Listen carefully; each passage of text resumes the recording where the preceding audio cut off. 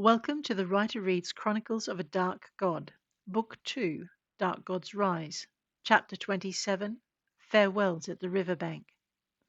Falcon was waiting for them at the edge of the fort's ruins, his eyebrows raised a little at the sight of Brianda walking with them, but he said nothing, merely raising his hand to Calhadria in farewell before leading them into the forest. Alessia glanced back, looking for Zarine, but the girl was nowhere to be seen, and the wizardess continued quickly on Raomar's heels. Sindra didn't look back, but opened her mind to listen to the trees around them. Falcon brought them to the road, after a scant hour of travel, moving swiftly along it to the village. There they were greeted by silence. Doors remained stubbornly closed, and curtains stayed drawn and still. Sindra felt the presence of frightened minds all around them, and closed her own. She didn't need it open to know they were being watched. The forester led them to the village square before stopping. "Wait here," he commanded. "I have to let the folk know they're safe, and Drayon needs to let his family know he's alive and well." He brought them to the square that formed the town's centre. Neatly cobbled, it was surrounded by buildings standing hard up against each other or separated by narrow lanes, with just two ways in: the main gate leading to the forest, and the walled gate leading to the docks. "Stay here," he said. "I'll be back for you." Raomar nodded, ducking his head so his cowl fell lower and hid his features. Wrapping an arm around Ghost's shoulders, he drew her closer to his side, not moving from the middle of the square. Brianda crouched, resting the knuckles of one hand on the ground and bowing her head, and the others gathered around. Ghost copied her, and Alessia and Sindra leant on each other behind them. Raomar moved until he stood directly behind them, and Grunwald set his back to the priests and kept a wary eye on the buildings around them. Drayon needed no further bidding. He hurried down one of the nearby lanes in search of his family. Falcon watched him go, then walked to the largest building in the square and knocked on its door. "Open up, Jerice," he called. "It's Falcon, and I bring news from the lady." Silence answered him, and he glanced up at the windows above. Following his gaze, Raomar caught the flash of a curtain dropping closed across an upper window. Apparently, Falcon caught it too. "Jerice!" he shouted. "Now is not the time to be playing games." Raomar cocked his head and listened, catching the sound of work boots crossing a wooden floor. They moved with swift sureness, their gait changing as they descended some stairs, and then their tread quietened. Flagstones, he thought, and the walker isn't concealing their steps, or I'd not hear them. Keeping his hood low, he tilted his head so he could see the inn door from beneath the hood's edge. The sound of a heavy bar being lifted reached his ears, followed by the sound of bolts being drawn, and then the inn door swung open. He had not expected a woman, or one with such a wary look, and such a large cudgel dangling innocently from one hand. Her scowl lightened as she looked Falcon over, turning her expression from suspicion to one of quickly disguised relief. "So, Falcon, it is you. I wouldna ha' thought you'd ha' shown up so cheerfully after what you let happen here yestermorn." Falcon looked momentarily embarrassed. "I was hunting, Jerice, you know that." He hung his head. "I didn't return until after the raiders had struck." "Aye, well, it was a good thing someone warned us. Some were able to get inside and lock their doors before it was too late." "You have Brianda to thank for that," Falcon replied. Jerice craned her neck so she could see past him. "And which of you be Brianda?" she demanded, raising her voice so it echoed around them. Raomar felt Brianda freeze. Her body went still at his feet and shivered as Jerice called again. "Well?" the innkeep demanded. "Which of you is it? Speak up, girl." Grunwald nudged Brianda with his boot. "Speak up, girl," he rumbled, just as Raomar laid a hand on her arm and helped her to her feet. As he did, his hood slipped, and Jerise's eyes widened, and she took a hasty step back. The inn door was almost closed before Falcon could intervene. "Be at ease, Jerice," he said. "Her companion is a priestess Staravan." "And she'll more like," the woman snapped in return, then lowered her voice. "He's Kavarag." "And it wasn't his type that raided the village," Falcon told her. "It was humans, men and women like us. Does that make us any worse?" The woman opened the door a little wider, taking a cautious step forward to get a better look at Raomar. She watched as the elf guided Brianda toward her.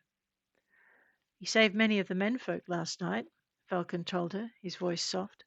"Without his healing there would have been more widows today."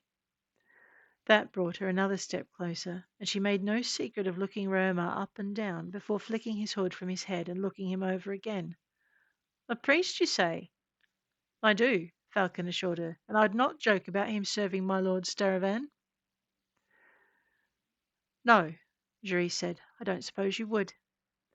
Watching her face and listening to her tone, Raomar had the impression the woman hadn't been aware of Falcon's faith.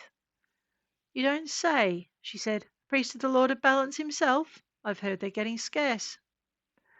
Raomar remembered his god's pain 2 evenings ago and their flight through the woods.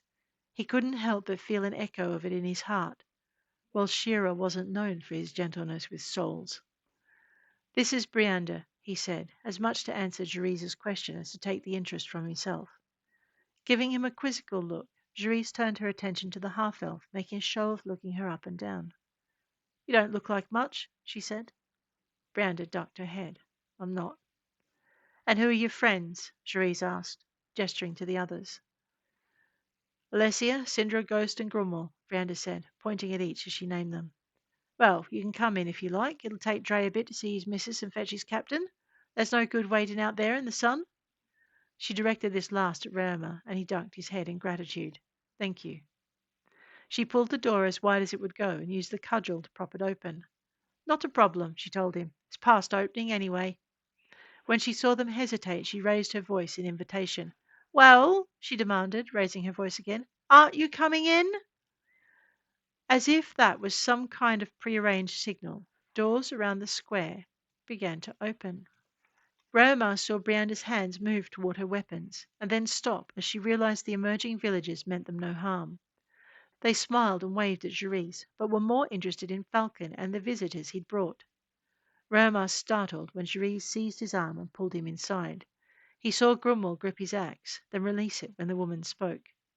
"You'd better sit up here with me," Jerise said. "There's some here as has good reason to hate your kind. I don't want them mistaking you for one of those they should be taking a dislike to." Raomar allowed her to pull him across the tap room to a seat at a table corner by the fireplace and bar. Falcon and Grummel followed, with Ghost not far behind. Brianda, Alessia, and Sindra made up a wary rearguard, taking the tables closest and providing a barrier between Raomar and the rest of the room. As the heavy timber shutters guarding the windows were flung open and morning light flooded in, Raomar saw he was in a typical country inn. The floors were of rough-cut stone, carefully washed, and the tables, chairs, and benches had been built from local timbers, a good dark oak, polished to a glossy sheen. The walls were of the same stone that graced the floor, interspersed by oaken beams, and the floor above formed an oak ceiling. The bar itself was stone with a timber top, and the shelves behind it were the same sturdy oak as the rest, but fully stocked with bottles and glasses that gleamed with reflected light. Having settled Raomar at his table, Jerise took her place behind the bar, calling for her kitchen staff to stir your lazy bones, we have folk to feed. Seeing his friend settled, Falcon took a step toward the door. I should tell the others the lady is safe and their families are coming home, he said, at which Jerise banged a tankard on the bar top. You'll do no such thing, Falcon, my lad, she argued, raising her voice as the first villagers entered the bar and stopped with a gasp. Kvarag was only just drowned out by Jerise's voice. I, Falcon, my lad, you'll stay right here and explain to the others who your friends are and just why there is to be no blood shed in my bar. At her words, the newly arrived villagers glanced at Jerise, who raised the tankard and then filled it, glaring all the while, and then glanced at Falcon, who dipped his chin to confirm what she'd said. Friends, you say? One man exclaimed, then looked at Jerise. And the first rounds on the house, you say? I may have, the woman confirmed, her lips crinkling into a suppressed smile as she set the filled tankard on the bar and filled another. Falcon took up post beside the bar, standing beside Brianda's table as they watched the rest of the townsfolk arrive. Most were dressed in the trews and tunics of fishermen or foresters, but some wore the chainmail and leather of soldiers. All of them tensed when they saw Raomar sitting by the bar, but a quick glance at the first arrivals gathering their ales and another at Jerise had them check their first reaction. When they'd settled around the room and the tables were full, Jerise raised her tankard. To the lady that brought us warning, she cried, and Falcon indicated Brianda. A cheer rang out. And to them as rescued those we hold dear. This time Falcon's gesture included the rest of the group. Jerisa's next call was a little softer. And a Staravan's priest who served our kinfolk when they might have died, she added, indicating Raomar. That brought a cheer, murmurs of surprise, and expressions torn between wariness and wonder.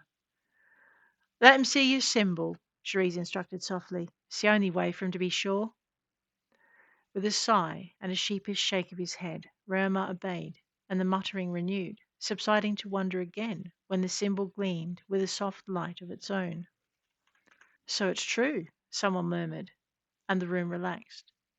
Breakfast coming, Cherise told them, and rolled her eyes. And yes, it's on the house, but I'll be needing some help replenishing my larders. Also on the house.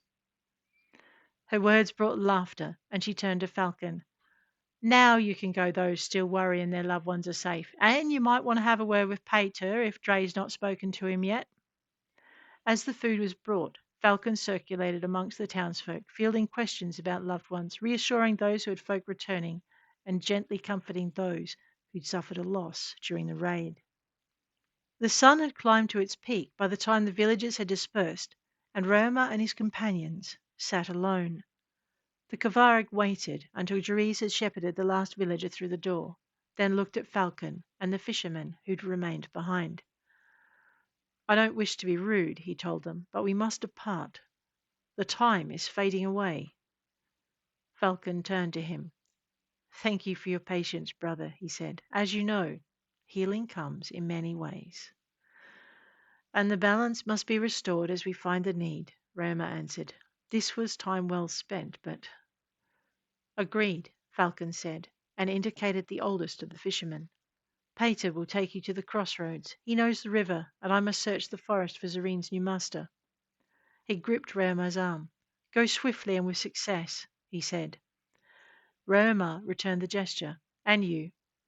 Falcon clapped him on the shoulder and left. Having watched him go, the older fisherman looked Raomar up and down, speculation in his eyes. He likes you, he said quietly. He bothered to say goodbye. He is my brother, Raomar replied, trying to ignore the sadness in his heart. Watching Falcon go was like losing a brother.